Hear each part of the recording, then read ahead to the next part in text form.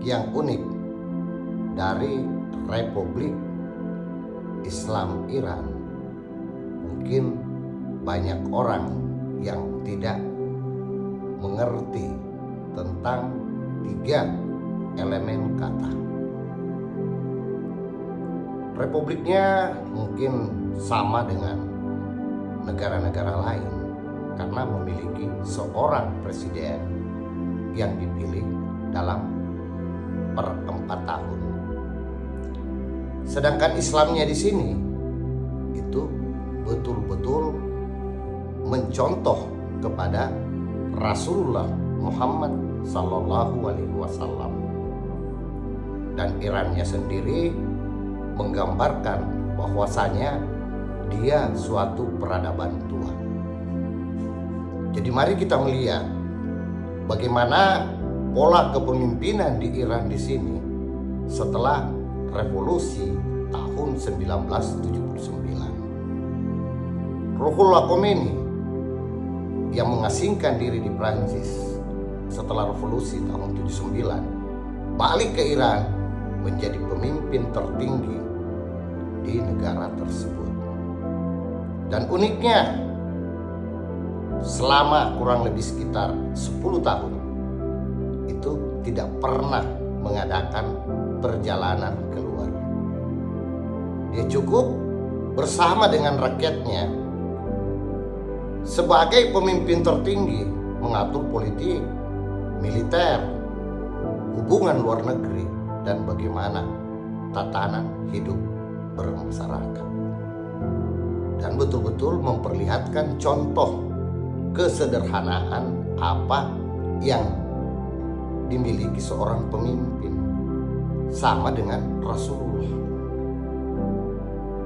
Setelah wafatnya tahun 89, yang mana Ali Khomeini waktu itu menjadi presiden terakhir tahun 89, sebelum menggantikan ayahnya, dia sempat berjalan ke negeri Cina dan Korea Utara. Nah, sekarang digantikan oleh anaknya Ali Khomeini lagi, Mojtaba Khomeini. Jadi mereka yang pemimpin spiritual itu dipilih untuk selamanya, kecuali dia mengundurkan diri atau wafat, seperti apa yang kita saksikan. Jadi mereka di dalam hal sebagai pemimpin tertinggi sebenarnya sama dengan apa yang dikatakan Rasulullah. Itu suatu cobaan bagi mereka, atau dengan kata kasar bisa dikatakan sebagai musibah. Akan tetapi banyak orang yang menganggap dirinya pemimpin, justru dia berlebih-lebihan.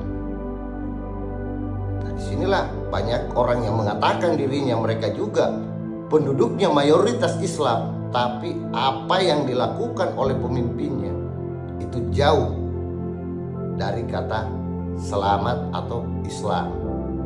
Tidak mencontoh Rasulullah. Mereka berfoya-foya, mereka berhura-hura. Begitu berbicara tentang agama, hikmat, mengenang Rasulullah, akan tetapi diperlakukan sama sekali jauh panggang dari api. Kembali ke mereka, mulai dari Ruhollah, Ali Khomeini, dan Mojtaba yang baru-baru dilantik. Mereka sudah punya perjanjian. Begitu mengabadikan diri untuk rakyat, maka rakyat itulah adalah modal utama mereka untuk melayani. Mereka mengabadikan hidup sesuai dengan apa yang Allah berikan kepada dia. Jadi yang merusak tatanan hidup bernegara sekarang, banyaknya orang yang berbuat sesuai dengan keinginannya, bukan keinginan dari Allah. Belajar kepada Iran yang selama ini ditutup oleh Israel dan Amerika dan menganggap mereka orang-orang Syiah itu bukan Islam karena dia tidak mau Islam itu memiliki kekuatan tersendiri dengan bagaimana mengikuti ajaran-ajaran Rasulullah. Zaman sekarang ustadz-ustadz aja yang saya katakan, mereka yang sudah belajar tafsir-tafsir tentang agama, menyebarkan agama Islam, tapi kemewahannya bukan main. Pakai mobil yang mewah, umroh hampir tiap bulan, rumah bak istana. Sedangkan bagaimana kita lihat di Iran ini, apa yang diperbuat oleh Khomeini ini benar-benar sangat sesuai dengan apa yang didongengkan tentang Rasulullah. Rumah ngontrak ala kadarnya, tidak memikirkan bagaimana anak-anaknya untuk berkuasa, bagi-bagi jabatan, bagi-bagi harta, tidak. Karena kehidupannya sudah diserahkan kepada Allah Subhanahu wa Ta'ala sesuai dengan keinginan Allah, bukan keinginannya. Sadarlah kita bagaimana melihat Islam, bagaimana tentang Rasulullah.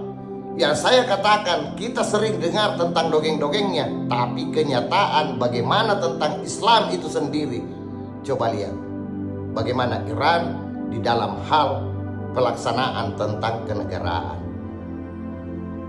Mereka belajar menerima apa yang terjadi dengan diboikot secara ekonomi, diboikot segala-galanya, politik dan militernya. Tapi apa yang terjadi? Mereka justru malah menjadi tambah kuat. Karena disitulah Allah.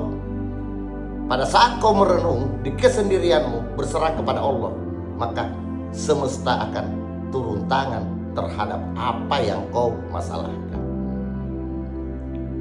Jadi negative thinking selama ini kita kepada si A, mungkin kita bisa tabayun sejenak untuk melihat bagaimana sebenarnya kehidupan mereka dibanding kita sekarang, yang bisa dikatakan negara Indonesia adalah negara yang penduduknya penganut Islam terbesar di dunia.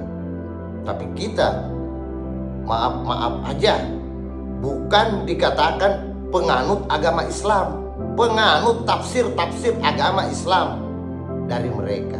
Akhirnya kita seolah-olah saya katakan kafir terhadap pandangan-pandangan lain, tidak mau menerima mereka yang lain. Malah justru dikatakan si A itu bukan Islam, agama lain itu tidak perlu kita pelajari kitab-kitabnya. Itulah suatu kekafiran bagi kita. Karena di dalam rukun iman kita mengimani kitab-kitab Allah. Tapi apa yang terjadi? Justru mengharamkan untuk mempelajari kitab-kitab mereka. Kita cukup mendengar dari apa yang dikatakan oleh ustadz dan kiai, secara tidak langsung kita sudah menjadi kafir dengan pengetahuan tersebut. Bukan orang yang di luar dari kita yang kafir, justru kita yang kafir karena tertutup pandangan-pandangan keilmuan bagaimana mereka yang lain. Semoga mampu memahami. Terima kasih.